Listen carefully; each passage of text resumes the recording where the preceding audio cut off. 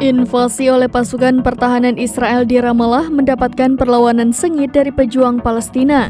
Dilaporkan konvoi kendaraan IDF dilempari bom botol atau bom molotov koktail oleh sejumlah pejuang Palestina. Akibat perlawanan tersebut, kendaraan IDF terbakar dan kocar-kacir kabur dari Ramallah.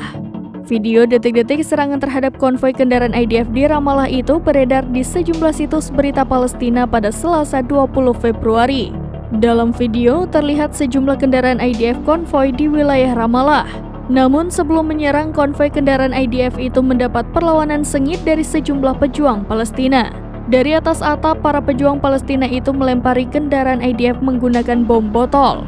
Sejumlah lemparan bom botol itu pun tepat sasaran dan membuat kendaraan IDF terbakar. Dengan kondisi api masih membara, IDF tampak berupaya melajukan kendaraannya itu untuk kabur dari Ramallah. Namun hingga saat ini belum diketahui secara pasti soal ada atau tidaknya korban jiwa dalam serangan perlawanan tersebut.